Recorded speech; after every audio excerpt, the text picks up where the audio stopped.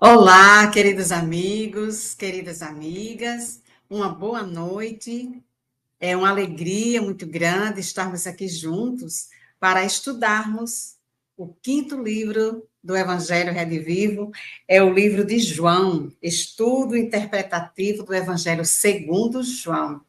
E hoje nós vamos ter assuntos assim muito interessantes, muito importantes para que a gente possa trazer Jesus de volta ao nosso coração. E vamos também receber aqui a nossa querida Lenira, que vai estar conosco, e o Maxilânio, que também vai estar conosco aqui, dirigindo, conduzindo o nosso pensamento, conduzindo as nossas reflexões. Boa noite, Lenira. Boa noite a todos aqui presentes, muito bom estar aqui com vocês. Pois é, meus amigos, nós já temos aqui muitas pessoas aqui no chat acompanhando, vibrando conosco, estudando conosco, conhecendo, sentindo, meditando para vivenciar os ensinamentos do Cristo. Nós estamos aqui com a Nilzete, a Marilu, Gisele, Lou, Jean, Renaud, Glauce, enfim, são muitos corações amigos que estudam juntos aqui conosco. Então, nós vamos pedir a Lenira para fazer a nossa leitura de harmonização, de preparação do nosso estudo. A Lenira vai fazer isso para nós hoje. Obrigada, gente. Vamos fazer, então, a nossa harmonização. A harmonização dos nossos pensamentos, dos nossos sentimentos. E hoje a leitura é Endireitai os Caminhos. Na verdade, essa leitura é de Emmanuel, está no livro Caminho, Verdade e Vida, capítulo 16, onde Emmanuel faz suas considerações considerando o versículo 23 do capítulo 1 de João, onde João Batista diz: endireitai o caminho do Senhor, como disse o profeta Isaías. Vamos às considerações de Emmanuel. Pode passar. A exortação do precursor permanece no ar, convocando os homens de boa vontade à regeneração das estradas comuns. Em todos os tempos, observamos criaturas que se candidatam à fé, que anseiam pelos benefícios do Cristo. Clamam pela sua paz, pela presença divina, e por vezes, após transformarem os melhores sentimentos em inquietação injusta, acabam desanimados e vencidos. Onde está Jesus que nos veio ao encontro dos rogos sucessivos? Em que esfera longínqua permanecerá o Senhor distante de suas amarguras? Não compreendem que, através de mensageiros generosos do seu amor, o Cristo se encontra em cada dia ao lado de todos os discípulos sinceros. Falta-lhes dedicação ao bem de si mesmos. Correm ao encalço do Mestre Divino, desatentos ao conselho de João Batista: endireitai os caminhos. Para que alguém sinta a influência santificadora do Cristo, é preciso retificar a estrada em que tem vivido. Muitos choram em veredas do crime, lamentam-se nos resvaladouros do erro sistemático, invocam o céu sem o desapego às paixões avassaladoras do campo material. Em tais condições, não é justo dirigir-se a alma ao Senhor, que aceitou a humilhação e a cruz sem queixas de qualquer natureza. Se queres que Jesus venha santificar as tuas atividades, endireitai os caminhos da existência, regenera os teus impulsos, desfaze as sombras que te rodeiam e senti-lo-ás ao teu lado com a sua bênção. Pois é, amigos, linda, né? A mensagem que Emmanuel nos traz, lembrando as palavras doces de João Batista. Então, é com muito carinho que eu convido todos a elevar nossos pensamentos para o nosso Pai amado, inteligência suprema, causa primária de todas as coisas, e agradecer. Vamos agradecer por mais essa oportunidade de reflexão sobre o Evangelho de Jesus. Gratos somos, Senhor, pelo tesouro da fé raciocinada, pela visão da nossa imortalidade, pelas oportunidades de servir, de auxiliar, de consolar. Permita, Pai, que saibamos colocar na nossa prática diária os ensinos do nosso Mestre Jesus, que com seus exemplos edificantes nos ensinou que a verdadeira vida não é a que transcorre na terra, que somente pela caridade e amor ao próximo é que nos aproximamos do nosso Pai e que pelo trabalho mudamos a nós e a humanidade. Permita que saibamos fazer a nossa reforma íntima, sempre procurando dar conteúdo novo e digno à nossa vida, que a luz do bem, do amor universal, toque os nossos corações, ilumine nossos pensamentos e nos conduza ao verdadeiro exercício da caridade. Permita, Senhor, que a espiritualidade superior nos ilumine os pensamentos e inspire nosso irmão Max, que vai conduzir nossos pensamentos no estudo de hoje.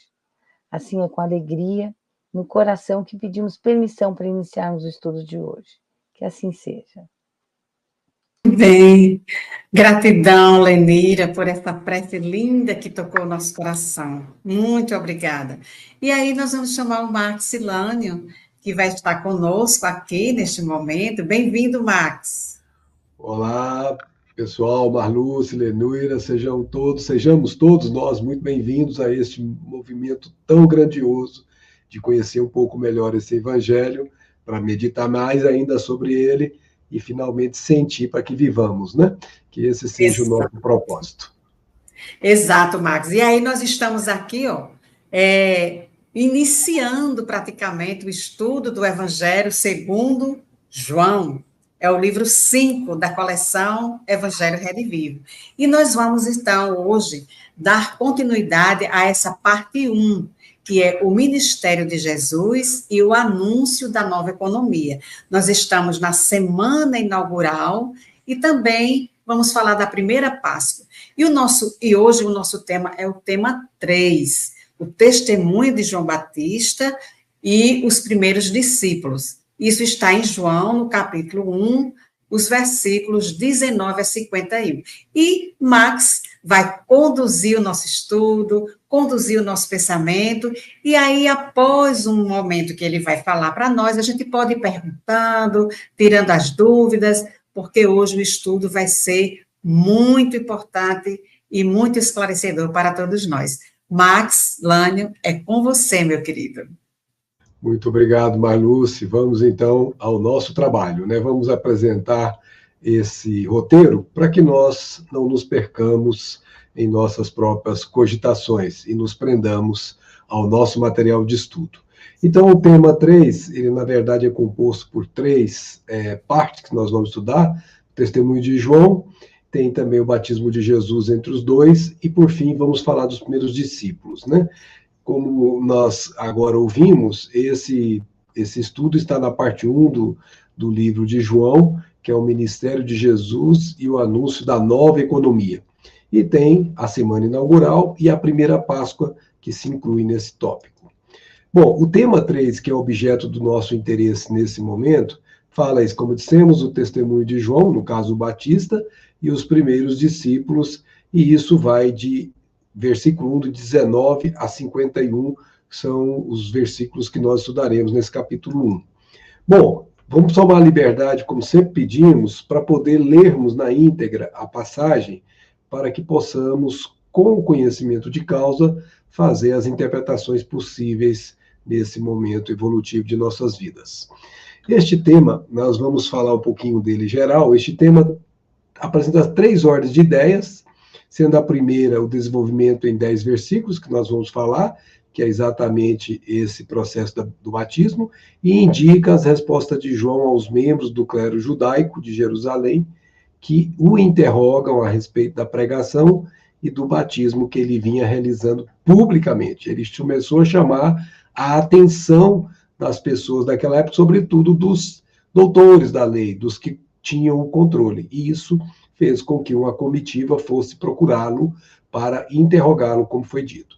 E a segunda, consubstanciada em 6 versículos, nós vamos trazer as informações relacionadas ao batismo de Jesus e alguns fenômenos espirituais manifestados na ocasião, fenômenos de materialização.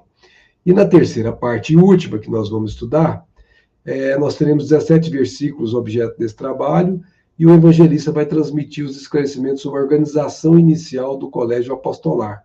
Ele vai citar os nomes dos primeiros discípulos, a começar por André, irmão de Simão Pedro, sem apresentar mais detalhes, exceto em relação ao apelido de Cefas, ou pedra, que Jesus dá a Pedro, e ao diálogo estabelecido entre Jesus e Natanael, que também foi conhecido como Bartolomeu, quando este foi convidado a fazer parte do grupo dos 12.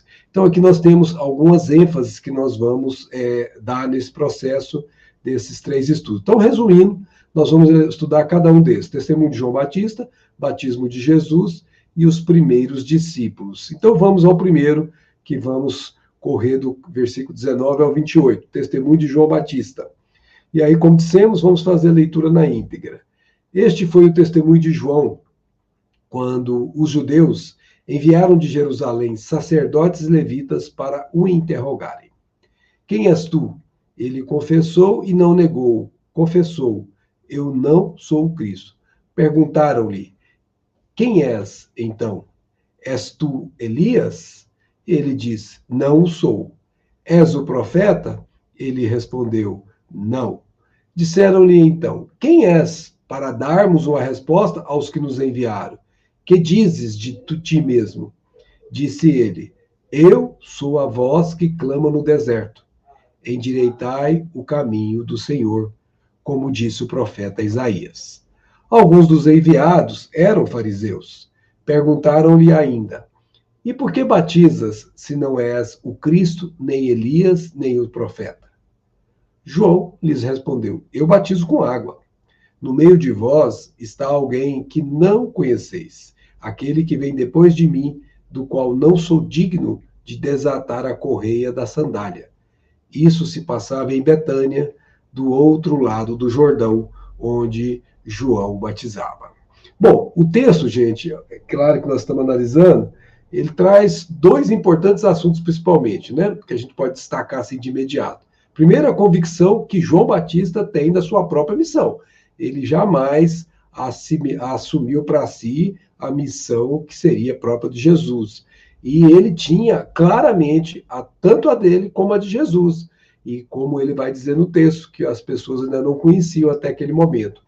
Informações sobre o batizado de Jesus é que vão fazer com que a gente consiga conhecer Jesus, que é quando ele literalmente se torna público.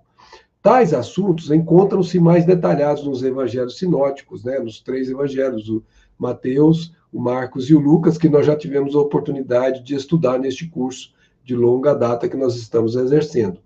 O apóstolo João optou, nesse caso, por registrar apenas o essencial dos acontecimentos, procurando conduzir o leitor para o entendimento da grandeza espiritual de Jesus, enviado por Deus como Cristo ou Logos divino. Então, é aquele evangelho que a gente sabe é o mais espiritual de todos, porque não está preso aos fatos em si, ao contrário, está ligado à essência do trabalho, à essência de Jesus.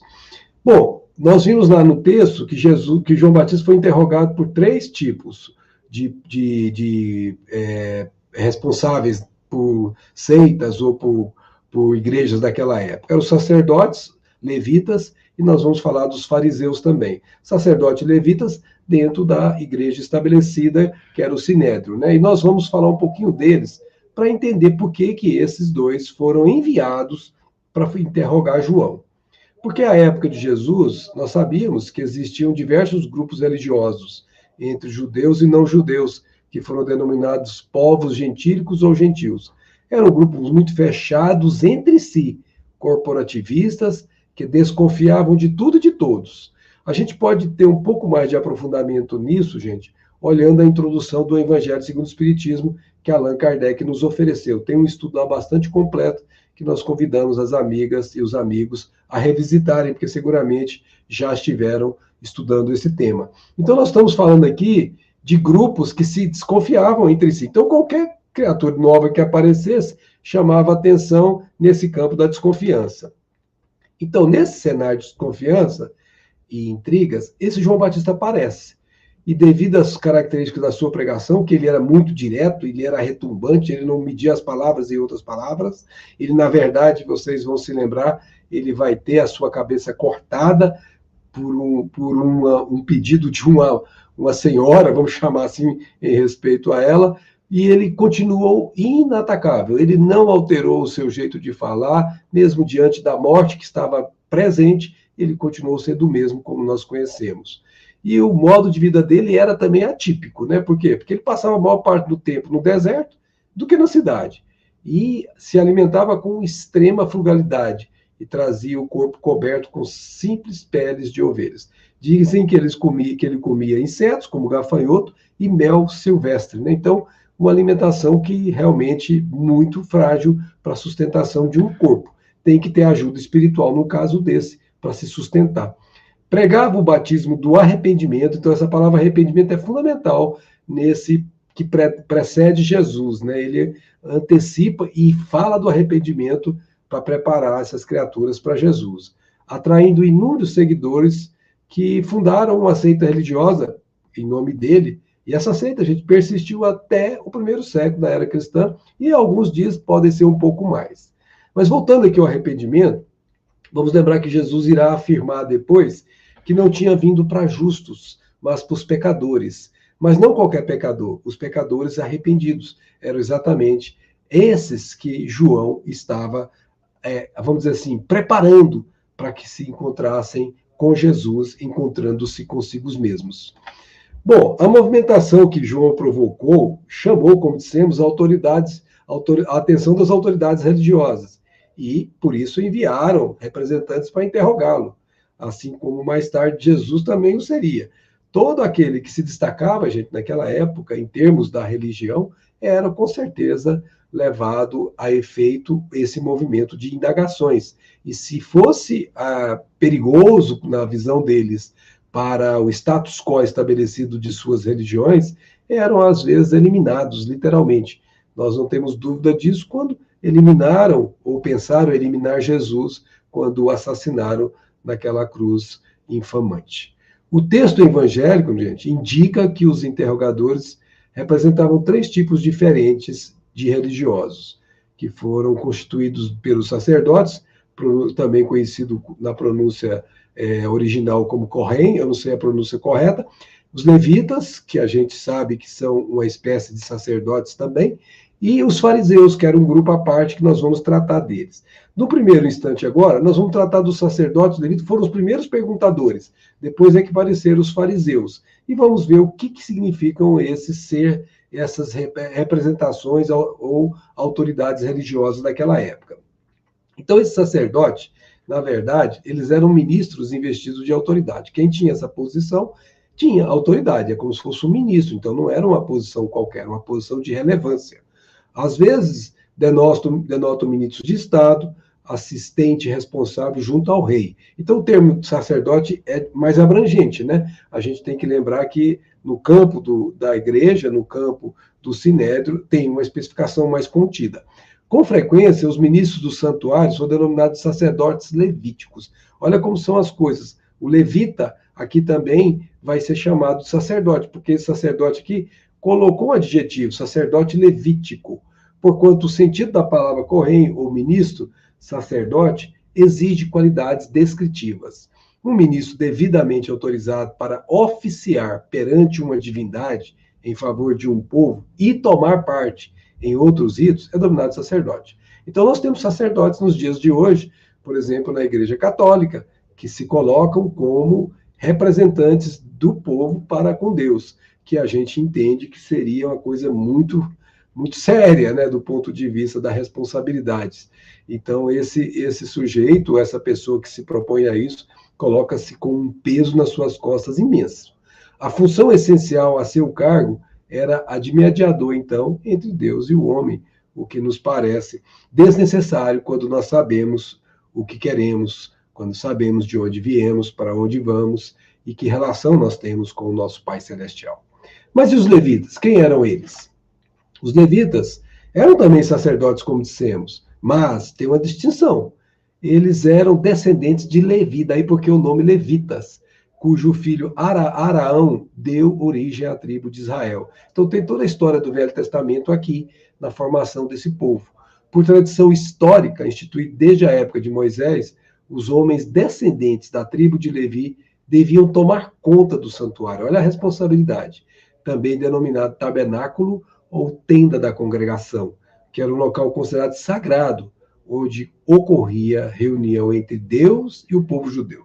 Quer dizer, supostamente, essa reunião entre Deus eram os enviados, né, que a gente sabe que no Velho Testamento eram chamados de Deus, mas na verdade eram mensageiros que Jesus colocava à disponibilidade para tratar com esses irmãos, ainda em fase inicial, em termos de crescimento espiritual, né? Eram considerados infância espiritual, então entendiam que era Deus, até por isso chamavam Deus de um Deus guerreiro, ou seja, era o que eles podiam compreender naquela época, então nós entendemos isso. E aqui passou-se essa ideia, que ele seria aquele que fazia reunião entre o povo judeu e o próprio Deus.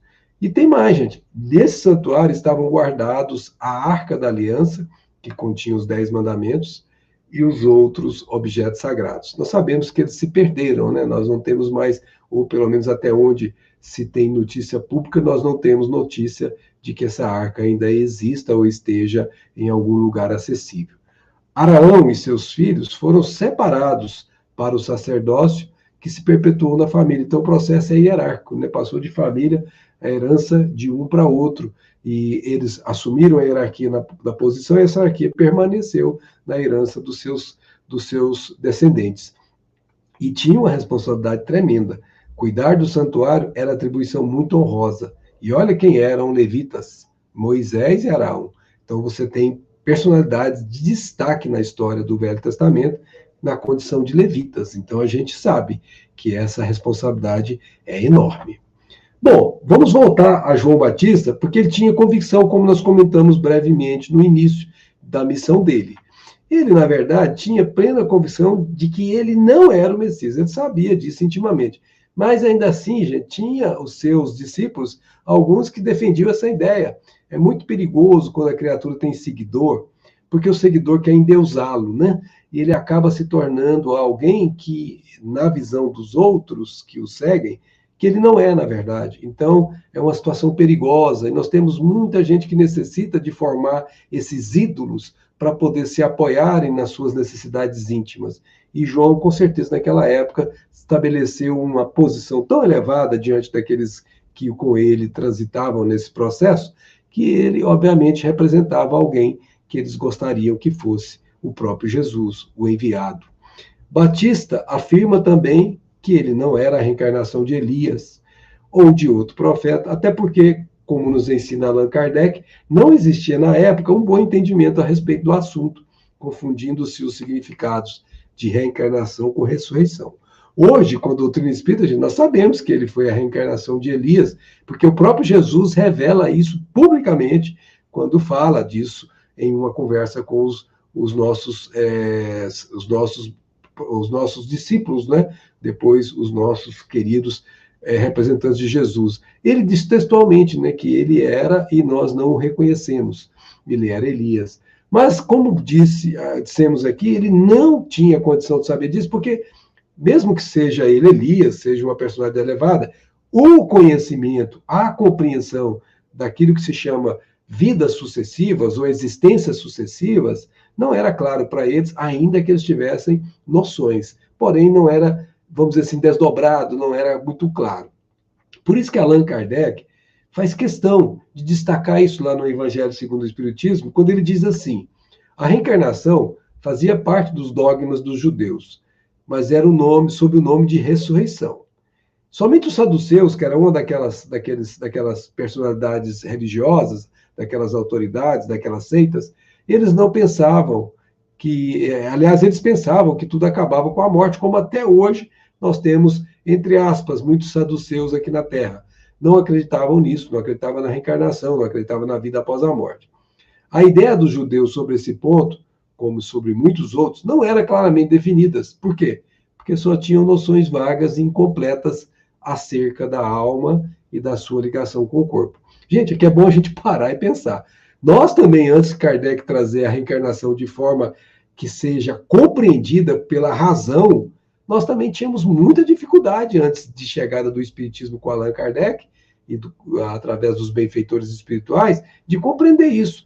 Não faz muito tempo que nós estamos com a clareza disso. Veja que nós permanecemos, desde a época de Jesus até a chegada de Allan Kardec, com muitos poucos na Terra, que eram os iniciados, propriamente ditos, que compreendiam o sentido profundo da reencarnação, a amplitude desse processo. Então, não é de se assustar vendo que eles, naquela época, não entendiam direito. Eles acreditavam que o homem até podia viver e reviver, mas eles não sabiam precisamente de que maneira o fato poderia dar-se. E a gente percebe isso nas conversas que estão relatadas ao longo do Evangelho, até mesmo no Velho Testamento. Designavam pelo termo de ressurreição o que o Espiritismo mais judiciosamente chama reencarnação. Então, com efeito, diz Kardec, a ressurreição pressupõe o retorno à vida do corpo, e nisso nós somos comuns com eles.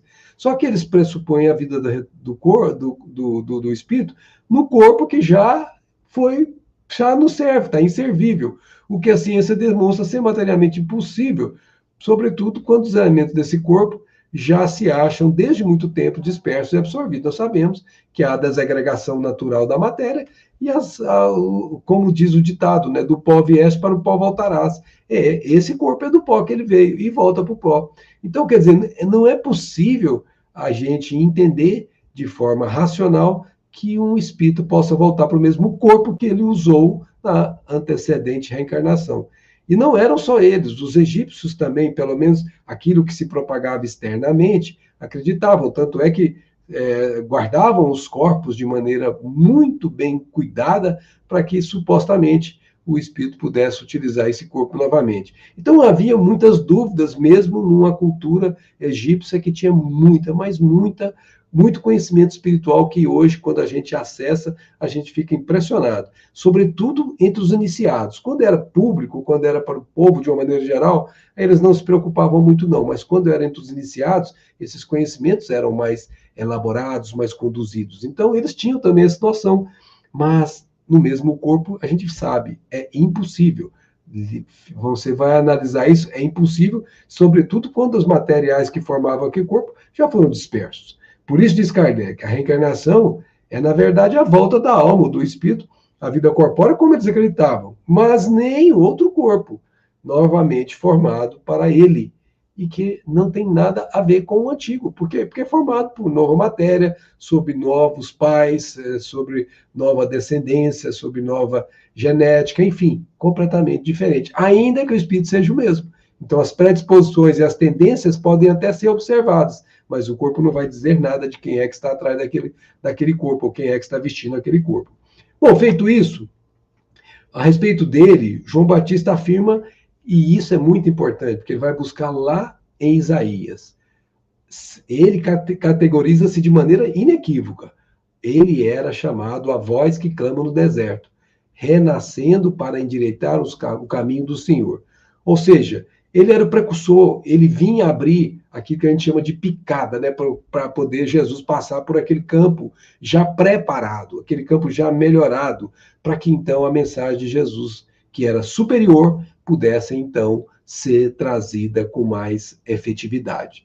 Então, ele, obviamente, trouxe uma passagem do Velho Testamento, lá de Isaías, coisa de 600 anos antes dele, aproximadamente, que é emblemática. E o nosso Emmanuel, ele vai analisar isso, como foi lido pela Nenira no começo, e essa mensagem que foi lida, que nós vamos trazer alguns trechos aqui, ela reflete a essência espiritual da resposta transmitida pelo precursor aos judeus que o indagavam, demonstrando que havia pouca importância o fato dele ser ou não um profeta, ou a reencarnação de um deles como Elias. Então vejamos, ele não deu ênfase nisso, ele não se preocupou com isso. Ele falou, não sou Elias, eu não sou Jesus, o meu negócio é, eu sou a voz que clama no deserto. Esse é meu papel aqui, é apenas isso. Ele chega a dizer que não é digno nem de amarrar as correias das sandálias de Jesus, que eles ainda não conheciam. Então, vamos ver mais um pouco novamente sobre a leitura, Endireitai os Caminhos, para que a gente tome agora a conotação da intimidade que essa mensagem traz para nós. Diz Emmanuel, a exortação do precursor permanece no ar, convocando os homens de boa vontade à regeneração das estradas comuns. Aqui, gente, Emmanuel é tão cuidadoso que você vê que ele usa a expressão convocando. É porque ele sabe que o nosso Pai Celestial, nem Jesus, nem os nossos benfeitores espirituais, eles violentam nossas consciências. Eles esperam que nós estejamos prontos, que estejamos de boa vontade, querendo buscar o endireitamento dos caminhos. Eles não forçam isso, eles convocam, eles fazem o chamado, eles nos induzem, eles nos, vamos dizer assim, ajudam nesse caminho, mas eles não podem fazer com que nós, por vontade deles, tomemos o caminho de regeneração de nós mesmos. Nós teremos que fazer isso de modo próprio. Por isso, minha gente, é de responsabilidade individual de cada um de nós esse endireitamento das nossas estradas da vida. Em todos os tempos, observamos criaturas que se candidatam à fé, diz Emmanuel, que anseiam pelos benefícios do Cristo, clamam pela sua paz, pela presença divina, e por vezes, após transformarem os melhores sentimentos em inquietação injusta, acabam desanimadas e vencidas e desistem de seguir Jesus. Quantos de nós já nos afastamos dele nas encarnações precedentes, exatamente por esse comportamento, que é um comportamento ainda egocentrado, um comportamento infantil do ponto de vista espiritual, um comportamento de satisfazer caprichos e não de atender à obra do Senhor, como é o que Jesus espera de nós. Por isso, nós vamos continuar com Emmanuel quando ele diz: para que alguém sinta a influência santificadora do Cristo, é preciso retificar, ou seja, tornar reto, caminho reto, a estrada em que tem vivido. Muitos choram em veredas do crime, ou seja, são os caminhos acessórios que tomaram. Lamentam-se nos resvaladouros do erro sistemático. Todo o caminho que não vai para Deus, ele te leva a resvaladouros, te leva a buracos, te leva a quedas. Invocam o céu sem o desapego às paixões avassaladoras do campo material. Pedem ajuda ao céu, mas não muda nada intimamente com relação àquilo que ainda está fortemente motivando os seus passos, motivando os seus caminhos. Em tais condições, diz Emmanuel, não é justo, ele afirma com essas palavras, não é justo dirigir-se a alma ao Salvador. Por quê? Porque ele aceitou a humilhação e a cruz sem queixas, de qualquer natureza. E se ele é o guia e modelo, nós, no mínimo, temos que tentar imitá-lo nesses caminhos, segundo as nossas condições, segundo as nossas possibilidades evolutivas, segundo a nossa possibilidade íntima. Cada um dá conta da sua realidade íntima. E termina Emmanuel nos conclamando aqui as reflexões. Se queremos que Jesus venha santificar as nossas atividades, endireitemos os caminhos da existência, regeneremos os nossos impulsos, desfazemo-nos as sombras que nos rodeiam e sentiluemos em nosso lado com a sua bênção. Então, gente, para que Jesus esteja ao nosso lado, não é apenas dizer Senhor, Senhor, não é apenas clamar por Ele, é simplesmente a gente mudar a atitude íntima. É isso que é endireitar caminho. Modificar o homem velho, a criatura velha, para a criatura nova, o homem novo que precisamos ser. E isso demanda esforço, demanda persistência, isso demanda, sobretudo, a disciplina de querer buscar Jesus. Por isso que quando a gente fala que seguir Jesus ainda é uma condição incomum na Terra, é por isso. Porque todo aquele que verdadeiramente busca Jesus nesses termos, ele é um estranho no ninho. Ele é considerado alguém diferente do comum. Por quê? Porque ele passa a ser alguém que faz o que os outros ainda não dão conta de fazer e não querem fazer muitas vezes. E aquela presença daquele peregrino incomoda muitos daqueles que não querem ainda enfrentar-se a si mesmos para que a renovação se faça. Então é importante a gente perceber que seguir Jesus implica em carregarmos a nossa própria cruz, em negarmos a nós mesmos, como ele mesmo nos asseverou, para que nós possamos permanecer fiéis à sua sã doutrina, que espelha a doutrina do nosso Pai Celestial. Mas, como dissemos, o João Batista também foi interrogado por fariseus. E vamos ver o que acontece nesse interrogatório e que esses fariseus querem. A passagem evangélica, portanto, relata que, na sequência, a arguição dos sacerdotes e levitas, o João também foi interrogado por alguns fariseus, filiados a outro grupo religioso. Veja, gente, a quantidade de seitas, de grupos religiosos que tinha naquela época. Como dissemos na introdução do Evangelho segundo o Espiritismo, Kardec conta sobre cada uma delas de uma maneira muito, muito, muito detalhada e importante para a gente que não tem o hábito ou não está habituado a conhecer essas seitas daquela época. E é importante que conheçamos para sabermos interpretar o Evangelho contextualizados.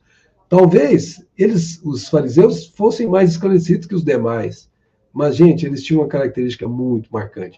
E Emmanuel chama a atenção disso lá no livro A Caminho da Luz. Eles eram muito vaidosos, muito orgulhosos. Eles não aceitavam nada que os colocasse para baixo. Não é por acaso que Jesus várias vezes usa: aquele que aqui se rebaixa, lá se eleva. Aquele que aqui se eleva, lá se rebaixa. Então é esse ponto que eles não conseguiram, nem de longe, naquela época, salvo alguns casos, é claro, entender Jesus na Terra. E eles eram muito ritualistas. Lembra que Jesus dizia que eles eram como se fossem túmulos caiados, ou seja, bonitos, caiados, né? Passou cal, fica aquele túmulo bonito que você vai visitar. E isso é o ritual. Agora, por dentro do túmulo é podridão, é a decomposição daquele ser que está lá enterrado. Então percebamos que Jesus caracterizou muito bem esses nossos amigos, que eram muito, muito, muito fortes nas suas durezas de alma, dureza de coração para com os outros, sobretudo para com o próprio Jesus. Então esses fariseus, eles foram destaques naquela época, junto com outras duas seitas que também destacaram, os saduceus e os essênios.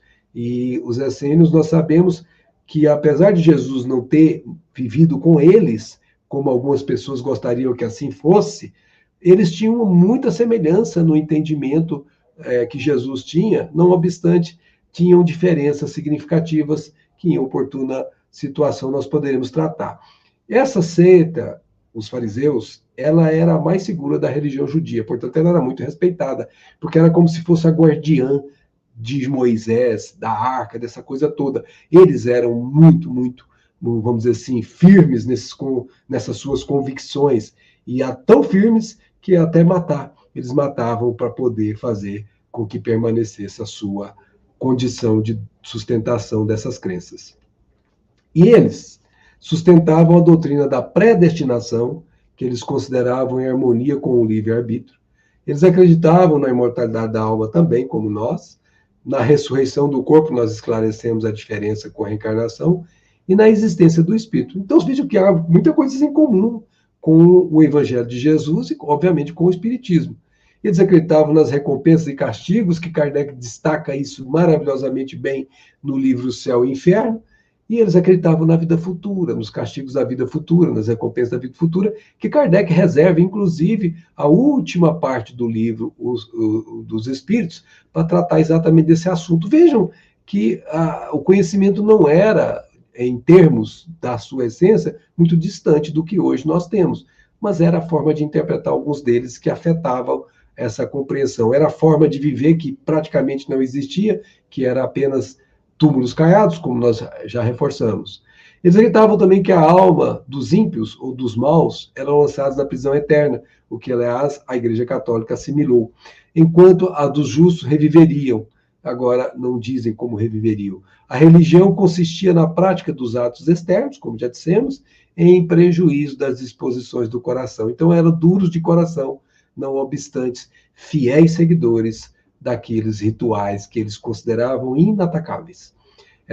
Tantas vezes a gente vai ver Jesus, né, como eles dizendo, como se come com as mãos, e Jesus vai falar que eles estavam preocupados com a limpeza externa, mas a limpeza interna, lá no coração, eles não estavam preocupados. A interpretação da lei e a sua aplicação nos pormenores da vida comum veio a ser um trabalho de graves consequências. Por quê? Porque impactou nos seguidores que eles deixaram após a sua sequência de reencarnações. Bom, e que pergunta eles fizeram? Nós nem vamos lembrar, né? Eles dirigiram ao João as manifestações exatamente do culto externo, que era o que eles se prendiam. Eles falaram, no caso do batismo, conforme está registrado, como nós vimos agora no 24 e 26. Alguns dos enviados eram fariseus e perguntaram-lhe: e por que batiza se não és o Cristo, nem Elias, nem o profeta? Então, João responde de maneira que eles não têm como, vamos dizer assim, apanhá-lo em qualquer deslize. Eu batizo com água, apenas isso. O que não era um hábito, vamos chamar assim, João usava o Rio Jordão para fazer isso, e era o corpo todo que era afundado, ao contrário do que hoje algumas igrejas fazem, que só joga um pouco de água na cabeça, ou coisa semelhante. Então, ele, na verdade, não negou que ele batizava, mas ele batizava com água, que tinha um significado, né, gente? Vamos lembrar que quando a gente fala em água, é aquela significação do que é material, né?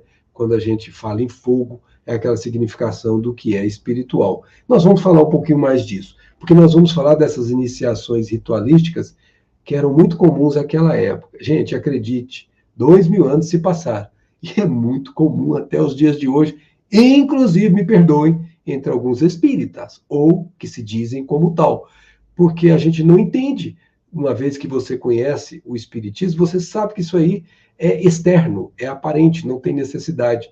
Mas ainda assim, tem muitas pessoas com o que nós chamamos daqueles atavismos. A pessoa ainda carrega isso dentro dela com muita intensidade. E, obviamente, não é crítica o que nós estamos fazendo, é apenas um registro, no sentido de que cada um faz conforme lhe apetece, né? Mas no espiritismo, nós sabemos, nós não utilizamos essas ritualísticas. Em termos históricos, sabemos que o ingresso de uma nova fase de vida é muito comum isso nas várias culturas, não só religiosas, como da infância para a adolescência, da adolescência para a idade adulta. Você tem um compromisso de renovação espiritual, ou de entrar, tipo, na adolescência, entrar como homem, como algumas tribos indígenas fazem, era marcado por práticas ritualísticas, usuais nas tradições dos povos. Entre os judeus, destaca-se a circuncisão, uma operação no órgão masculino de reprodução, a fim de remover o prepúcio, que tem significado especial, na visão deles, porque assinala a aliança com Abraão. E, a partir desse rito, subentende-se que ocorrerá uma mudança interna no indivíduo efetuada por Deus. Gente, não tem nenhuma condenação nisso, sabe por quê? Porque se de fato essa segunda parte acontecesse, aquilo era o registro físico do que aconteceu intimamente. Se isso acontecesse. Mas o que aconteceu ao longo do tempo? Preponderou apenas a parte física e a renovação interna, a mudança íntima? Não acontecia. Essa era secundada, se tivesse, eram os casos esporádicos. Então é muito importante a gente perceber que não é o problema o rito. O problema é só o rito tomar a sua configuração de principal, esquecendo da sua essência, que era, na verdade, apenas uma roupa dela que deveria ser esse rito.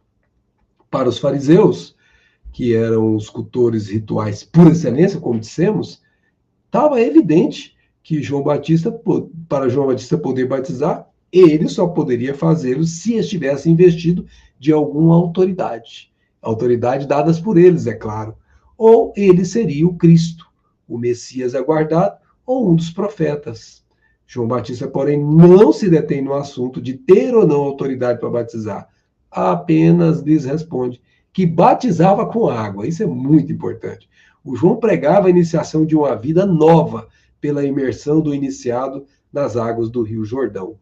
Essa iniciação era denominada batismo da purificação, cujas práticas de imersão na água foi absorvida pelas igrejas cristãs dos últimos milênios, que até hoje, como dissemos, ainda prepondera com muita força.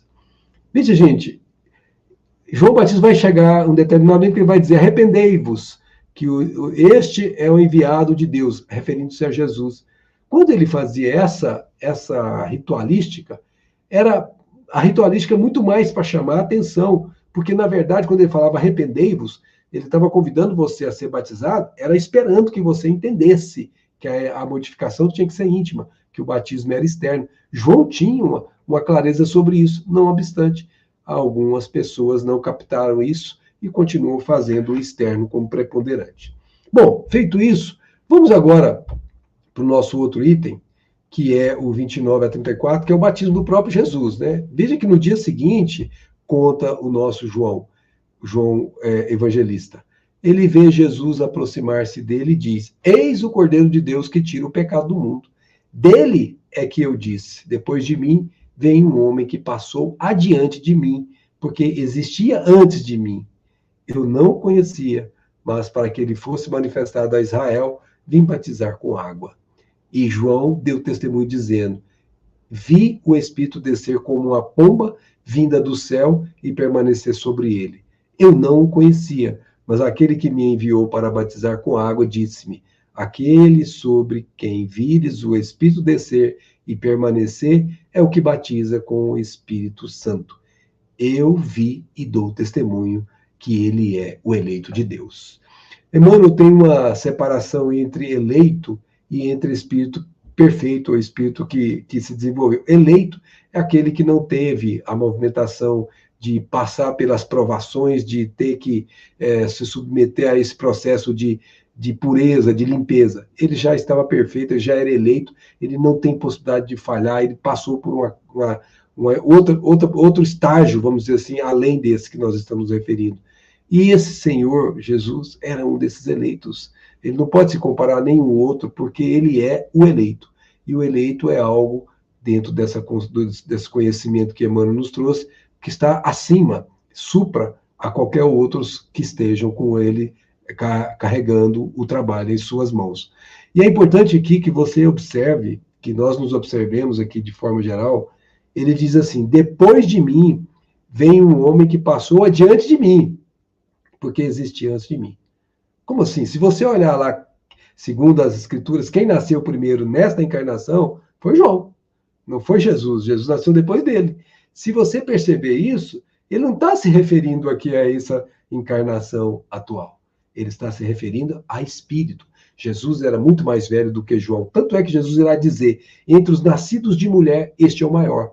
Mas é entre os nascidos de mulher que Jesus não se considera como tal, porque estava existindo antes de João, antes mesmo de Abraão, como ele disse aos nossos seguidores que o procuraram em determinado momento. Antes de Abraão, eu era, disse ele. E aqui o João reforça isso de maneira sábia.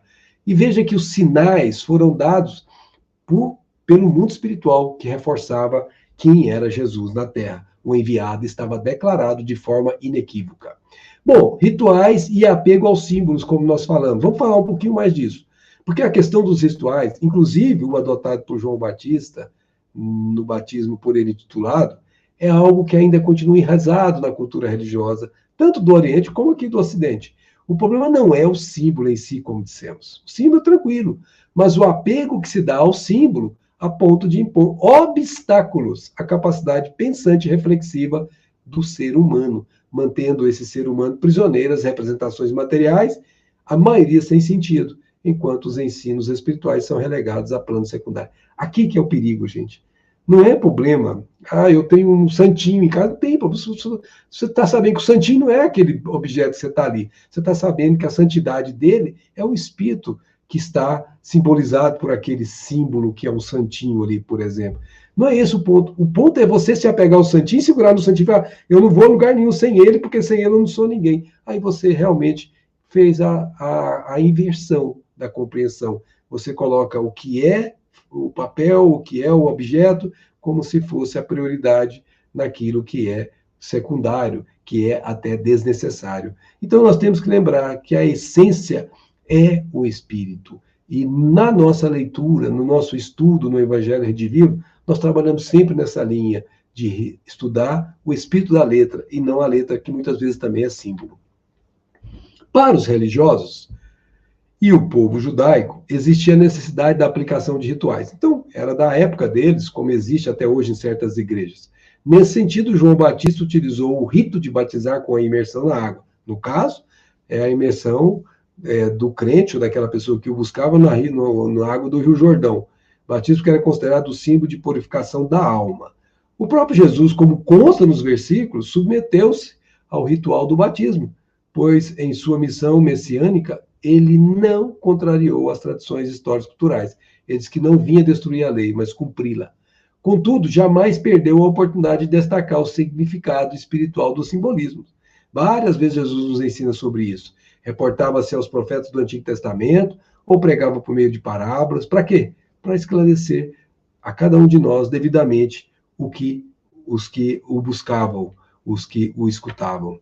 Então, nós temos aí nesses símbolos dogmas, mas nós temos também verdades. Como é que fica um e o outro? Então, tem uma imagem lúcida, maravilhosa, feita pelo Espírito Vinícius, que é Pedro Camargo, né? Vinícius é o pseudônimo. Ele diz assim, gente, muito bonito, está lá no livro que nós chamamos da Seara do Mestre. Não precisamos violentar a razão para que aceite o que não compreende e creia no que não sente. Veja que palavras profundas, gente. Aceite o que não compreende e creia no que não sente. Vocês se lembram da Alcine? Nós precisamos compreender, mas nós precisamos refletir, meditar. Para quê? Para sentir. Porque quando você sente, você jamais volta no estado de duvidar, porque você já fez a conversa entre a razão e o sentimento, cérebro e coração. Você, quando faz isso, é o que está dizendo aqui, ó. Se você quer violentar a consciência de alguém impondo, você vai ver que mais cedo ou mais tarde essa pessoa vai fraquejar. É o que a gente chama de fé, que não é sustentável, fé que é abalável. Então ele está dizendo isso. Aceite o que não compreende e creia no que sente. Ninguém vai forçar ninguém a fazer isso, porque cada um tem que assimilar por si mesmo. Não precisamos passar de alto e pela rama por um problema de tanta relevância. Podemos enfrentá-lo com desassombro, com coragem, sujeitando ao cadinho do raciocínio. E olha que bacana, gente. Olha a expressão que ele usou, calor da meditação. Quando a gente diz lá, conhecer, meditar, é isso. Aquilo tem que fervescer dentro de nós, aquelas ideias novas, elas têm que borbulhar, elas têm que fazer alguma diferença dentro de nós, para que a gente possa realmente sentir. Porque somente quando essa energia trabalhar neste calor da meditação é que ela consegue encontrar guarida no coração e ali se alojar em definitivo. É o que ele está dizendo aqui. Nenhuma dúvida haverá mais em nosso espírito, criando incompatibilidade entre a razão e a fé, a inteligência e o sentimento, que muita gente compara e acha que é incompatível, que não é. Nossa fé e o nosso amor serão luminosos, dardejando as rajadas de luz sobre o carreiro do destino que palmilharmos, desde que a razão e a fé se conversem, que a inteligência e o sentimento caminhem lado a lado. Não creremos pelo testemunho de terceiros, porque quando você ouve alguém dizendo, você fala, eu creio, mas na hora do vamos ver, que você tem que fazer a sua verdadeira prova, aferição de valores, você tranquilamente vai descrer, ou seja, você vai ter a sua fé abalada, porque ela não é uma fé verdadeira, ela é uma fé do outro, não sua. Você precisa assimilar a sua mesma, né? Então ele diz, mas pela nossa experiência pessoal, que é como você assimila a fé. Você não vai assimilar a fé sem as experiências da vida. Você vai ter que fazer isso, cada um de nós tem que fazer. E é por isso que nós vamos conseguir ter a certeza, não pela boca do outro, mas pelas experiências que vivermos. Abriremos mão das exterioridades dos ritualismos e das querelas sectaristas que dividem e separam os homens, alimentando zelos e fomentando vaidades. Então, quando isso acontecer dentro de nós, que nós tivermos sofrido o calor da meditação, depois que a razão chancelou as ideias que nós estamos meditando, nós jamais precisaremos de ritualidade, de cultos externos. Isso tudo passa a ser tão infantil, passa a ser tão pequeno, que a gente não é que a gente trata mal, despreza ou critica quem assim ainda alimenta. É que a gente já sente livre disso, desnecessitado disso. E aí a gente sente que já pode caminhar mais leve, sem carregar esses encostos sobre nós. Concentraremos, por isso, nossa atenção sobre o que passa, não fora, mas dentro de nós mesmos. No Deobar, no amanhecer de uma aurora que surge nos arcanos recônditos da nossa alma, como energia propulsora do aperfeiçoamento intelectual e moral que em nós vai processando. Então, quando isso acontece, você tem uma propulsão íntima, que é essa energia, que é aquilo que nós chamamos de deotropismo. Você é impulsionado na direção de Deus sem se dar conta. Cuidaremos, então, da nossa autoeducação, exemplificando, demonstrando em nós próprios, ao vivo, a obra da redenção. Então, nós falaremos muito pouco e aqueles que nos verem irão ver o próprio Evangelho sendo lido em nós. Veja que coisa maravilhosa, quando estamos autoeducados, nós já seremos exemplos, nós já seremos seguidores de Jesus. E aí encerra a missão de João, porque o texto de João, que nós estamos estudando, ele relata que no dia seguinte a essa arguição que João Batista fora submetido, Jesus se aproximou, como vimos, e foi batizado, atentando-se às tradições. Por isso, trata-se de um momento muito especial. Por quê? Porque é um demarcador que assinala o encerramento da missão do João e o início da missão de Jesus. Ele deixou de ser aquele precursor que já abriu os caminhos e Jesus passa agora a poder seguir os caminhos sem depender mais de João. Tanto é que João e Jesus vão conviver muito pouco tempo juntos, porque logo depois João será assassinado, como nós sabemos. O batismo de Jesus é o momento em que ele se apresenta ao mundo como Messias, enviado por Deus à humanidade terrestre. Ciente desse fato, João Batista dá seu testemunho. Veja, gente, que não é no dia que ele transforma o vinho, que ele diz para a mulher, que não, diz para a mãe dele como mulher, ainda não é chegada a minha hora. Não, esse momento aqui era chegada a hora, e ele estaria publicamente conhecido. As manifestações ocorridas posteriormente ao batizado de Jesus, que são as materializações da pomba e da voz ecoando na atmosfera no ar, foram consideradas por João Batista e por João Evangelista também como evidência de que Jesus era o Messias. Eu vi e dou testemunho que ele é o eleito de Deus. Então, quem foi levar Jesus lá, disse para ele que ele iria receber esses efeitos lá do mundo espiritual. E ele não teve dúvida que estava diante de Jesus. Então, só um pouquinho sobre materializações. Às vezes, algumas pessoas que nos veem, nos ouvem, talvez não conheçam, mas isso é um fenômeno que é literalmente científico. Nós não temos aqui nenhum processo miraculoso. É totalmente explicável. Por quê? Ainda que essas materializações sejam fenômenos incomuns, fenômenos mediúnicos, que foram produzidos por intermédio de médios de efeitos físicos que estavam ali em algum lugar, nada tem de mágico sobrenatural, como dissemos, porque nós sabemos as causas deles. Os médios de efeitos físicos são particularmente aptos a produzir fenômenos materiais, como o movimento dos corpos inertes, os ruídos, a levitação, vários movimentos que nós conhecemos como parecendo miraculosos, eles são todos conduzidos por espíritos que manipulam fluidos. Todas as manifestações de efeito físico implicam a utilização maior ou menor do ectoplasma, que é um fluido mais denso, mais próximo do ser humano, que vem, obviamente, do fluido vital, também conhecido como bioenergia na linguagem atual, naturalmente liberado por todos os seres vivos da criação, inclusive os animais. Nos médios de efeitos físicos, os fluidos ectoplasmáticos são mais abundantes. Por isso, favorece a materialização de espíritos, de animais, vegetais, objetos inertes, sons e ruídos variados, transporte de objetos e curas de enfermidades. Quanto ao fenômeno da voz direta, representa as seguintes características de acordo com a doutrina espírita. Já que os espíritos podem produzir ruídos e pancadas, podem igualmente fazer que se ouçam gritos de toda espécie e sons vocais que imitam a voz humana, tanto ao nosso lado como no ar. Damos a este fenômeno o nome de pneumotofonia, nos conta Kardec. Gente, lá na revista Espírita de Kardec, são 15 anos de publicação, tem vários, mas vários elementos lá de comprovação, diz que Kardec examinou pessoalmente. E ao longo da história da humanidade você vai encontrar, mas por toda a parte da Terra, fenômenos equivalentes a esse. Portanto, isso não é novo, isso não é restrito a Jesus, isso é um fenômeno que é conhecido e é explicado pela lei dos fluidos. Agora a gente falou que o João batisma com a água, né? E também existe um batismo do fogo ou do Espírito, como algumas pessoas às vezes colocam os dois em um só.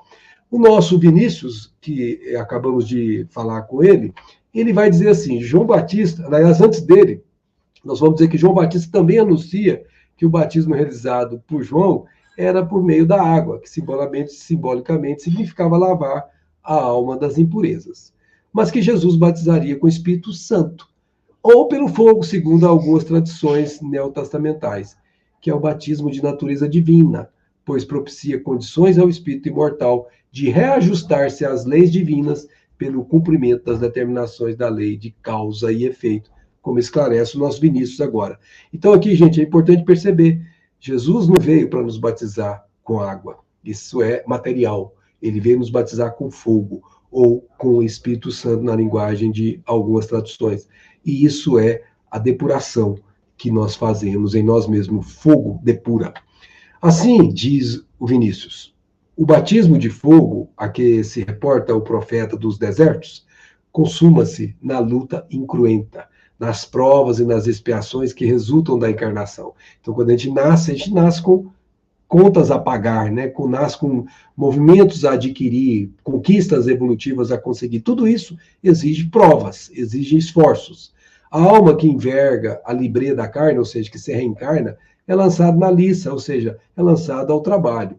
A dor, portanto, sob suas múltiplas modalidades, constitui o batismo de fogo, de cuja ação ninguém escapa e cuja aplicação independe do concurso humano. Então, veja só, reencarna, mas se você não fizer aquela modificação íntima que nós falamos do verdadeiro batismo, esse batismo de fogo que vem com Jesus, porque Jesus acorda-nos para a realidade espiritual. O João mantinha-se dentro da realidade dos encarnados, mas Jesus fala de essências divinas que faz com que você não seja mais o mesmo, que você se transforme.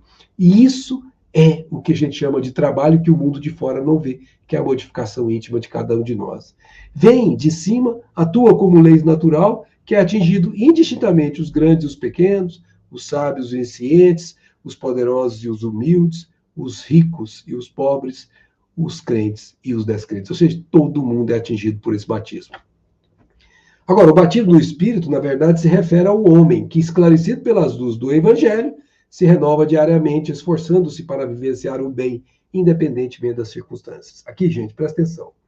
Primeiro é da água, você veste um corpo de carne. Segundo é o do fogo, se assimila às essências divinas e se esforça para poder ser o homem novo que você precisa ser, fazendo a sua reforma, fazendo o esforço para domar suas más tendências.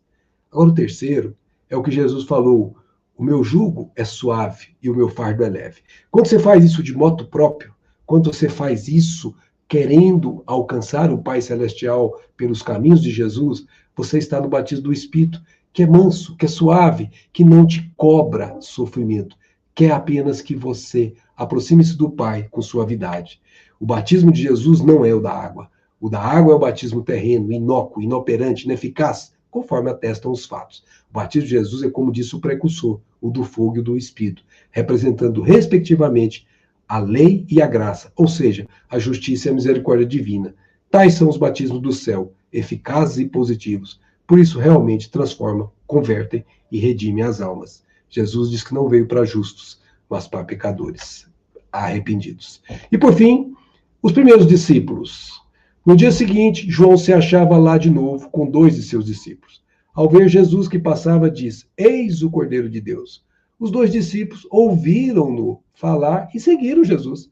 Jesus voltou-se, vendo que eles o seguiam, disse-lhes, que procurais? Que buscais? Em outra tradução. Disseram-lhe, Rabi, que nós sabemos significa mestre, onde moras? Disse-lhes, vinde e vede. Então eles foram e viram onde morava, e permaneceram com ele aquele dia. Era a hora 10ª, aproximadamente. Então, pode dar 5 horas aproximadamente, ou 6 horas. André, o irmão de Simão, Pedro, era um dos 2 que ouviram as palavras de João e seguiram Jesus. Encontrara primeiramente o seu próprio irmão Simão e lhe diz, encontramos o Messias, que nós sabemos significa Cristo.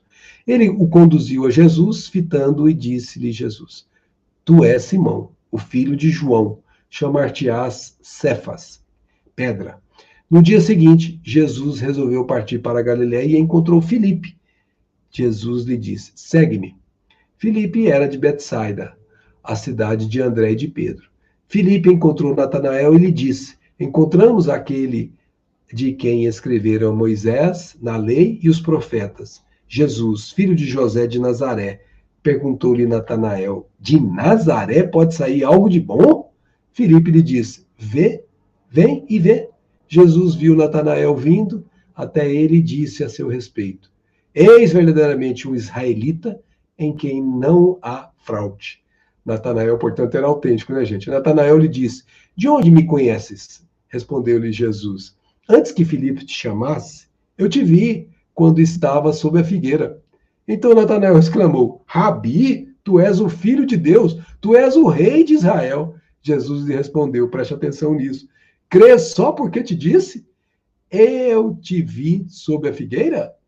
Verás coisas maiores do que essas. E lhe disse: em verdade eu vos digo, vereis o céu aberto e os anjos de Deus subindo e descendo sobre o Filho do Homem. Aqui nós temos um rápido comentário e nós vamos para uma reflexão e encerrarmos, gente. Porque essa passagem evangélica é um breve resumo de como ocorreu a organização inicial do colégio apostolar. Nós sabemos, formado pelos 12 discípulos. Segundo se deduz dos relatos do evangelista João, os primeiros apóstolos, o próprio João, André, Simão, Pedro, Filipe e Natanael, faziam parte do círculo de João Batista. Então dá para a gente deduzir isso. Eles eram como se fossem seguidores ou trabalhavam com João Batista. Contudo, tais informações não constam ou estão um pouco diferentes dos evangelhos sinóticos. Essa constatação, porém, não apresenta relevância quanto ao estudo e à vivência do evangelho, salvo do ponto de vista histórico. Mas se eles estivessem com João, seria mais fácil assimilar as verdades de Jesus, já que João reconheceu Jesus. Bom, tem essa frase, pessoal, que Jesus disse assim: Jesus voltou-se, vendo que eles seguiam, disse-lhes: que procurais? Ou que buscais, que nós preferimos aqui nessa frase. E Emmanuel foi aquele que nos fez refletir um pouquinho sobre isso. E agora é para nós, tanto quanto foram para eles, tanto quanto será para tantos outros. Diz Emmanuel, a vida em si é conjunto divino de experiências. Ou seja, nosso arquétipo psíquico vai crescendo segundo as nossas ampliações de experiências. Não há como adquirir experiências sem viver, sem passar pelos movimentos da vida. Por isso que a cada reencarnação nós somos melhores do que éramos antes. Mesmo quando a gente faz aquilo que não deve, a gente sabe que não é retogada, a gente aprende como não fazer o que não deve. Então, sempre quando nós vivemos, nós estamos em ação, nós estamos de alguma forma adquirindo experiências. Quando elas são nobres, as nossas conquistas também serão. Cada existência isolada, conta Emmanuel, oferece ao homem o proveito de novos conhecimentos. Agora, a aquisição de valores religiosos, diz ele, é a mais importante de todas. Por quê? Porque constitui o movimento de iluminação definitiva para a alma de Deus. Então, veja só, gente. Eu posso fazer um mundo de aquisições materiais, mas se eu não fizer a aquisição espiritual, que é a do sentimento, que é aquele a me aproximar daquele de quem eu procedo, se eu não fizer isso, eu vou continuar marcando passo aqui, porque eu vou ter o saber, mas não vou ter o amor. As duas asas são necessárias para atingir a espiritualização. Então, nós precisamos lembrar que a iluminação só será feita quando nós sentirmos Deus dentro de nós. Os homens, contudo, estendem a esse departamento divino a sua viciação de sentimentos, ou seja, aqueles paixões inferiores, dos interesses egoísticos, diz ele. Os templos de pedra estão cheios de promessas injustificáveis e de votos absurdos. Basta a gente olhar, gente. Não precisa ir muito longe. Muitos devotos entendem encontrar na divina providência uma força subornável, em que ele faz negociação, eivadas de privilégios e preferências, como se ele fosse melhor do que outros. Outros se socorrem do plano espiritual com o propósito de solucionar problemas mesquinhos, mundanos, problemas que compete a ele fazer a solução. Esquecem-se de que o Cristo ensinou e exemplificou. E se queres vir após mim, disse Jesus, negue-se a si mesmo, tome a sua cruz. Eles não compreenderam isso. A cruz do Calvário é símbolo vivo. Quem deseja a liberdade precisa obedecer aos desígnios supremos. Precisa obedecer aos desígnios supremos, precisa se submeter. Sem a compreensão de Jesus no campo íntimo, associada aos atos de cada dia, que dá a experiência, a alma será sempre prisioneira das inferiores preocupações. Ninguém ouvide a verdade de que o Cristo se encontra no umbral de todos os templos religiosos, na entrada, né? Perguntando com interesse aos que entram. Meu filho, o que você busca aqui? Pensa nessa pergunta que ele te fez. O que busca aqui? O que você busca nesse curso do Evangelho Redivivo? O que você busca no Espiritismo? O que você busca nos caminhos de estudo que você está agora se entregando? Pensa nisso, minha amiga, pensa nisso, meu amigo, e vamos conversar um pouquinho sobre o que nós falamos, né? Muito obrigado, gente.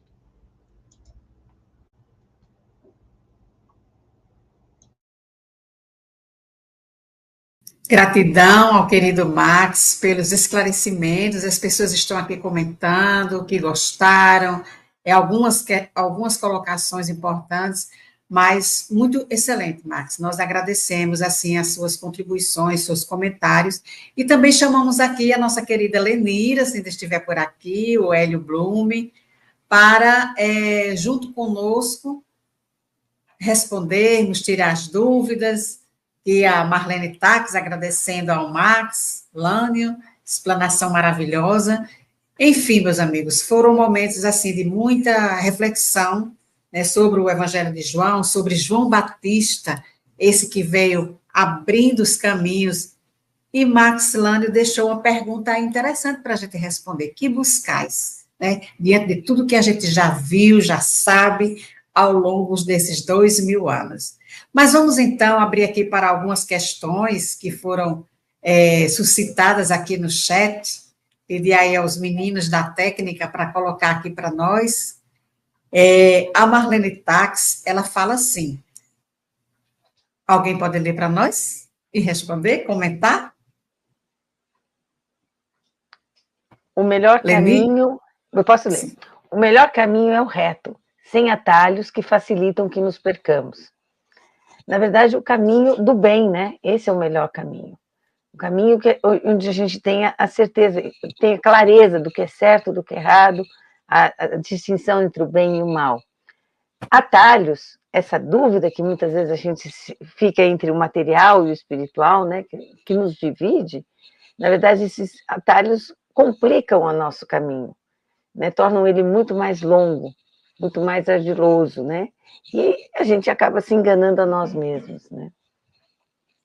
É isso, Marcos. É verdade, Lenira. Hélio, você quer fazer algum comentário?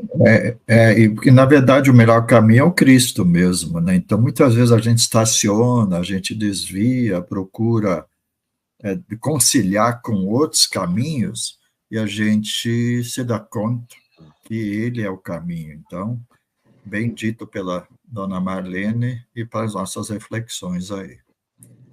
É verdade, né, Max? Estão tão retos que eu não tenho outro caminho a falar. Sigamos Jesus e seremos, com certeza, felizes. Literalmente assim, felizes. Felizes. Pois é, nós temos mais alguns comentários aqui, e realmente, se a gente bem soubesse, seguia em linha reta, não desviava, sofria menos, chorava menos, mas ainda, meus amigos, o orgulho e o egoísmo é o desvio do nosso caminho reto, sem dúvida. Max, lê para nós aí, Gláucia Araújo. É importante para nós, diz Gláucia, a fé raciocinada, a confiança em Deus e fazermos a vontade do Pai. A doutrina espírita é muito esclarecedora e sem rituais. Graças a Deus, Gláucia, que é, porque isso é uma bênção, porque deixa a gente livre dessas amarras a que a gente foi, durante muitos séculos, constrangido a ser amarrados, né? Nós éramos obrigados a pensar com limitação, a refletir muito pouco. Nós éramos literalmente manietados no nosso pensamento. Nós não conseguíamos avançar na compreensão por nós mesmos. O dia que essa libertação se fez com a ciência, quando trouxe a parte material, soltando as pessoas para um outro caminho, e em paralelo veio o Espiritismo para poder segurar algumas para não se perder no caminho excessivo do lado de lá, nós começamos a ter domínio sobre as nossas condições pensantes. Nós pudemos, a partir desse momento, não mais como classes restritas que existiam sempre ao longo da história, mas como toda a gente podia assumir novos mecanismos de pensar, novas maneiras de enxergar o mundo.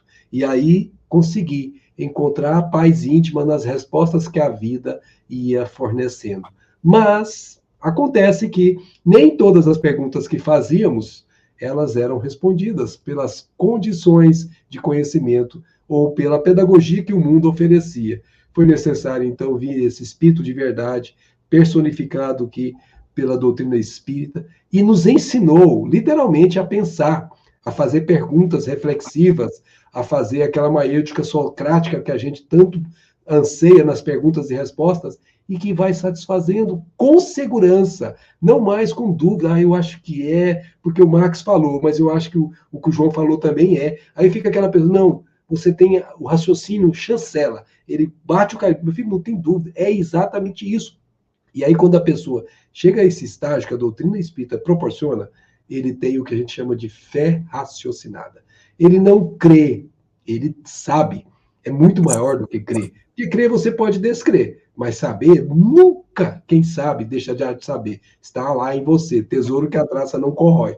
Esse saber é o que destaca o espírita verdadeiro daqueles que ainda trafegam no campo das dúvidas, no campo extremamente perigoso daquele crer e não crer ao mesmo tempo. Então, sim, doutrina espírita, com todo respeito, gente, é uma bênção nas mãos daqueles que as acessam. Porque se realmente se acessa a doutrina espírita, se bebe dessa água, você nunca mais será o mesmo.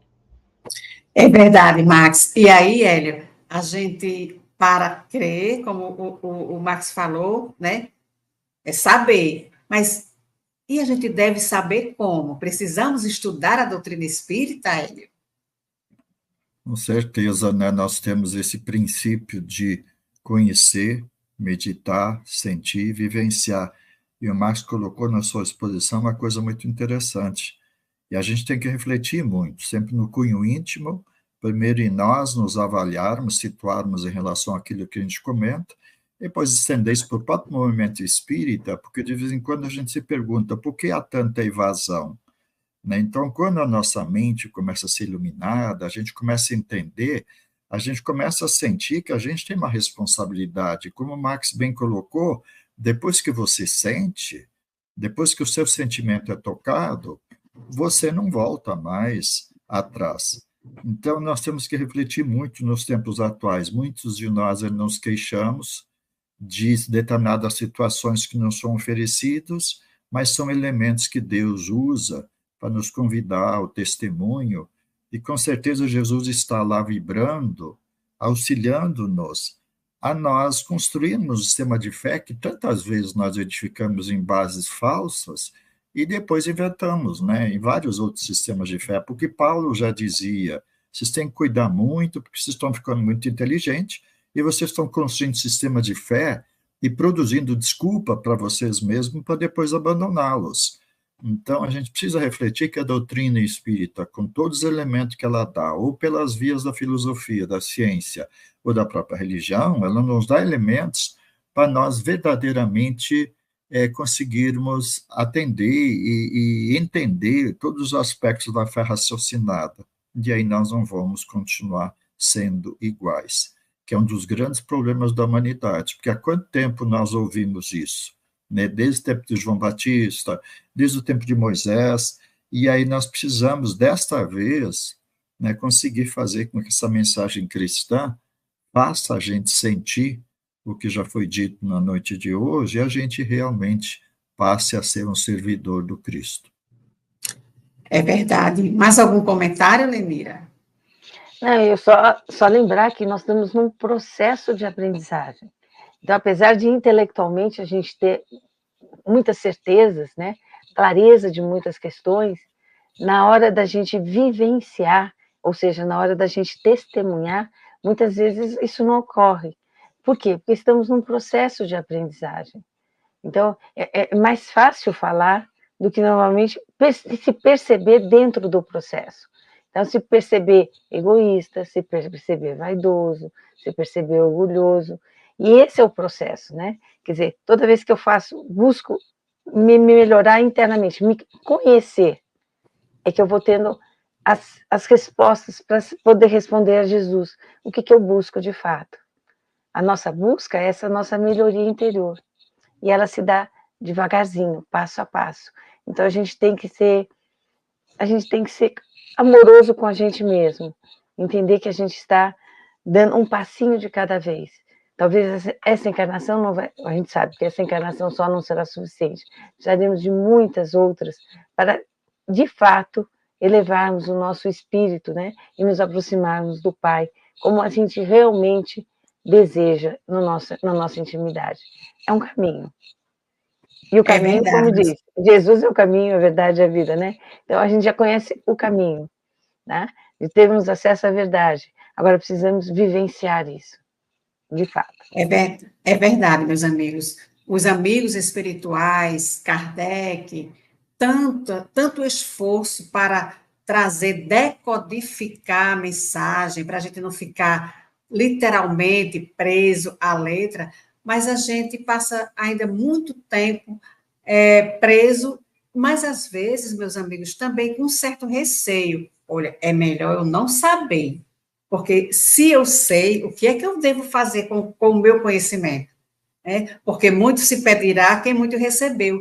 E às vezes é como ele colocou, há uma evasão, porque é preferível não saber, mas a gente precisa realmente estudar e nos estudarmos para conseguir a nossa melhoria íntima. Mas há mais comentários aqui, meus amigos. Vamos ver o que é que nos reserva aqui, a técnica para a nossa...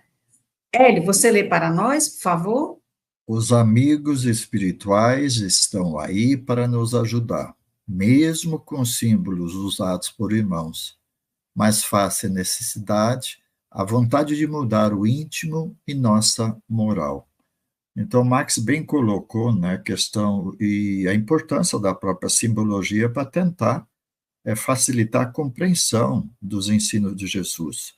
Mas a gente precisa ter muito cuidado, porque na medida que nós vamos evoluindo, a importância deles vai diminuindo. E sempre me chamam a atenção, porque certa feita nós perguntamos para Emmanuel, o que a gente faria com aquele que crê muito no santo, na figurinha, em vários elementos simbólicos? E Emmanuel diz que a gente tem que ajudar a fazer com que não faltar com a verdade, mas ajudar a fazer com que esse vá aos poucos compreendendo que, de uma certa forma, eles são elementos que facilitam o aprendizado, mas eles não são imprescindíveis, né, para a nossa vivência cristã.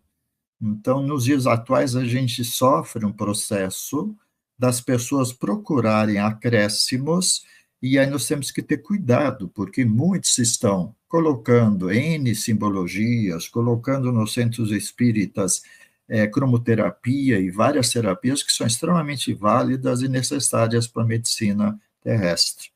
Mas eles não colaboram, na verdade, com a doutrina espírita, que é clara, essencial, simples, na medida que ela revive, né, ou reaviva os ensinos de Jesus para nós.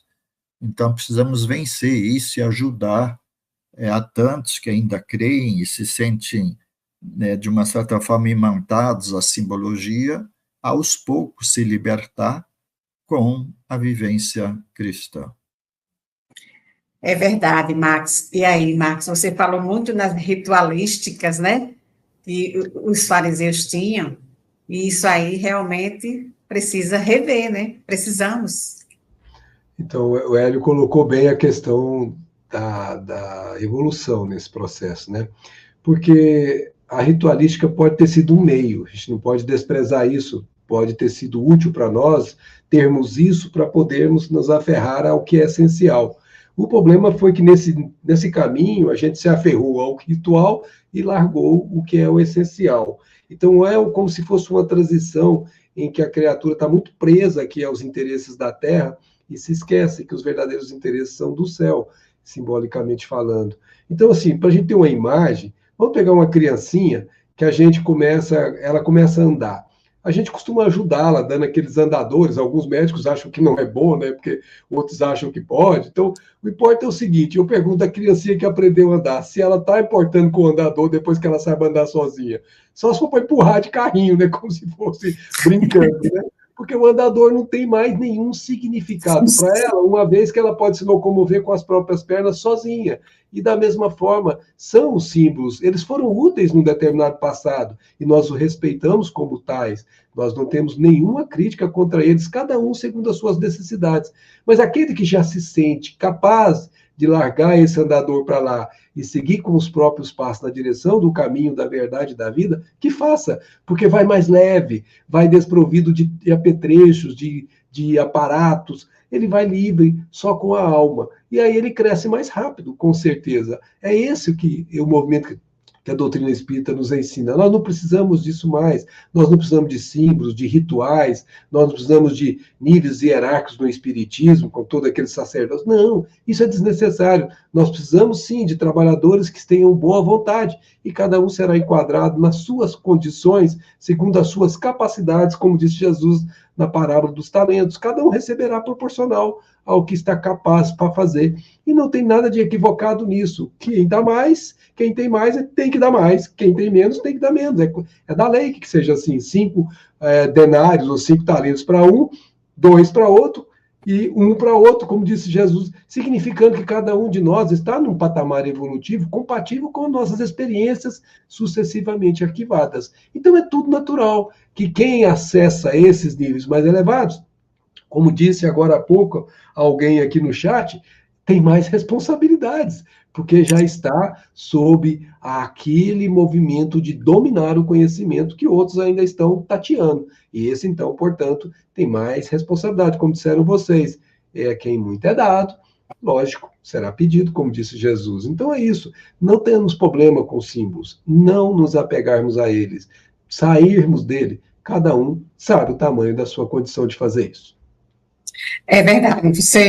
O comentário foi da Juliana Alves, às 20h20. Ela diz: com o conhecimento vem a responsabilidade. E aí a professora Lenira sabe muito bem como é isso, né, Lenira? Esse processo aí de desapegar-se das coisas materiais para deixar a essência fluir. É isso, Lenira? Fechado o seu microfone.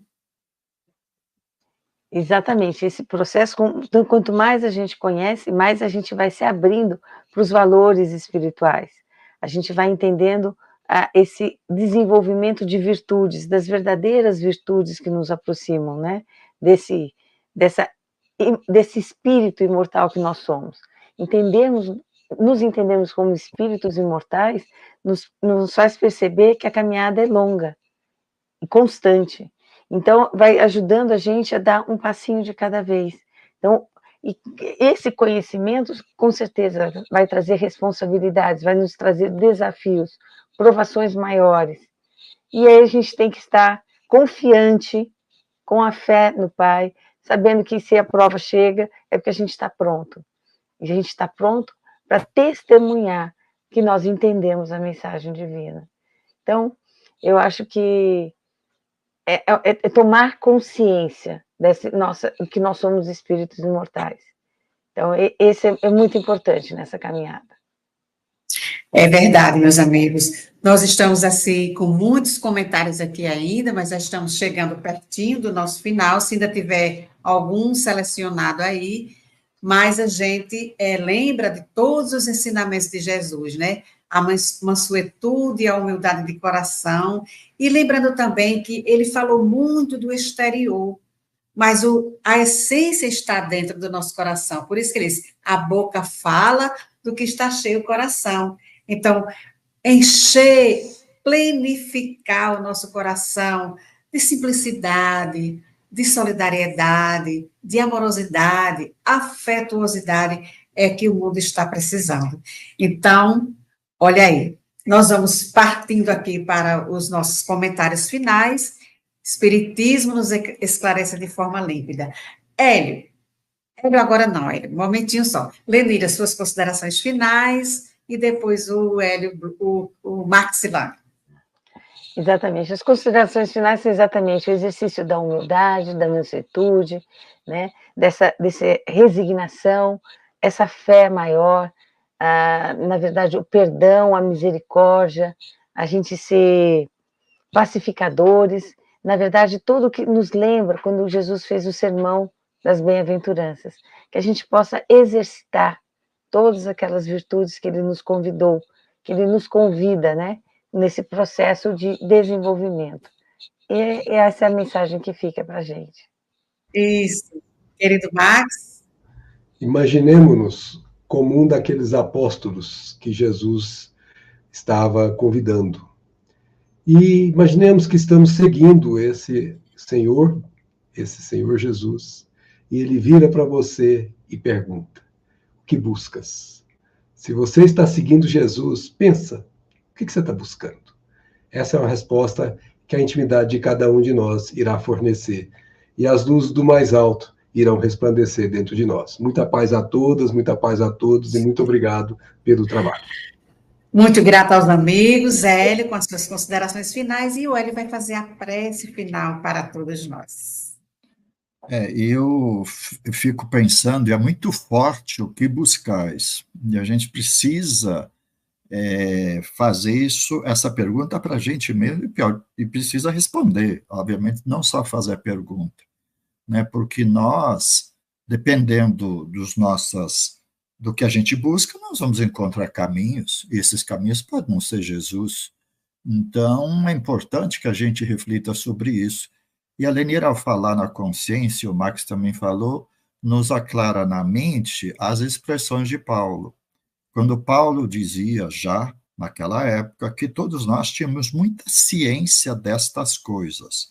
Mas o Paulo também nos diz que a ciência por si só não era suficiente, que a gente precisava fazer algo, ou seja, adquirir a consciência. E, segundo Paulo, adquirindo a consciência, nós passamos a nos responsabilizar de forma íntima, internalizada, por aquilo que sabemos. Então, quando nós assumimos e temos consciência, a gente encontra mecanismos de nós nos aproximarmos e caminharmos como Jesus, como nesses tempos presentes, cheio de oportunidade de testemunho, e ele segue nos perguntando, que buscais? E dessa forma nós convidamos, então, todos os nossos irmãos, mais uma vez, muito felizes por poder conversar sobre o Evangelho, nos enriquecer, como o Max bem colocou, com essa ideia, a diversidade dos apóstolos foi muito rica. Hoje somos nós, cada um de nós colaborando com a sua compreensão, convidados a sermos os discípulos, aqueles que seguem Jesus e buscam colocar em prática os seus ensinos. E a ti, mestre, que continuamos agradecendo, do fundo do nosso coração. E sabemos, ó mestre, que temos vários caminhos, mas és o único que nos leva ao nosso Pai. Pedimos, então, pelo acréscimo da misericórdia, que siga nos renovando as oportunidades e o próprio entendimento. Sabemos que o nosso Pai vai nos enchendo de condições para que nós consigamos descobrir que és o caminho, a verdade e a vida. Auxilia-nos, ó Mestre, a fazer com que, mais uma vez, a nossa forma de viver possa te lembrar, porque muito já falamos, muito escrevemos, mas hoje somos convidados, acima de tudo, à exemplificação, à vivência cristã, para que consigas auxiliar nos irmãos que ainda têm tantas dúvidas. Agradecidos, então, Mestre, a mais uma oportunidade. Pedimos que a tua sabedoria siga nos facilitando os raciocínios, iluminando as nossas mentes e melhorando o discernimento. Mas nos auxilia também a fazer com que o nosso coração, desse terreno tão sagrado, equilibrando a emoção e melhorando os sentimentos, vamos oferecendo condições para as sementes que trazemos germinar. E aí poder caminhar contigo, iluminando a nossa forma de ser. Agradecidos, ó Mestre, que o teu amor siga nos vivificando, para que aquela paz que buscamos, a paz que nos recomendas, possa ser sentida em cada um de nós. Permaneça conosco, hoje e sempre, assim como ao nosso Pai, a quem agradecemos do fundo dos nossos corações, e que assim seja. Gratidão aos amigos, gratidão ao Hélio, que nos conduziu nessa leveza, nos tornando assim mais sensíveis aos ensinamentos do mestre. Agradecer ao Maxilânio, à Lenira, ao Robson e ao Belmiro, que estão aqui na técnica, nos proporcionando esses momentos agradáveis, e também lembrando a todos os amigos que segunda-feira, todas as segundas, a partir das 19 horas, estamos aqui estudando o livro, o quinto livro do Evangelho Redivivo, o Evangelho segundo João. Obrigada aos amigos que nos colaboraram aqui conosco no chat, e até segunda, Obrigada, amigos. Foi maravilhoso o nosso estudo hoje. Fiquem com Deus. Fiquem com Deus.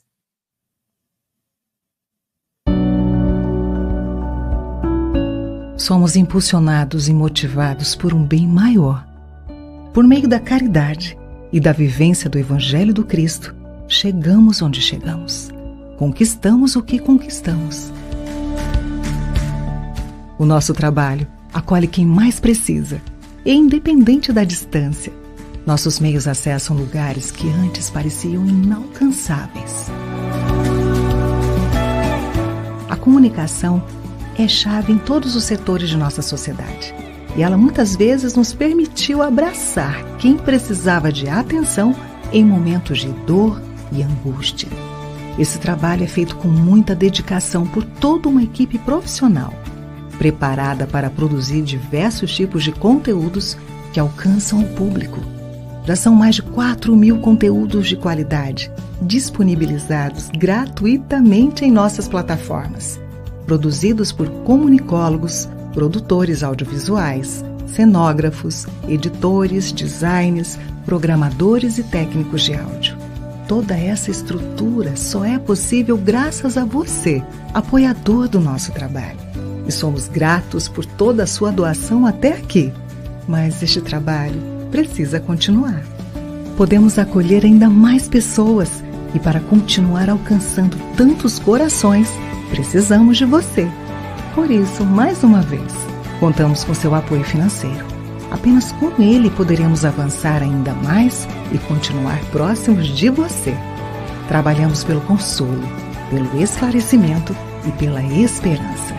E sabemos que somente juntos com você poderemos fortalecer essa corrente.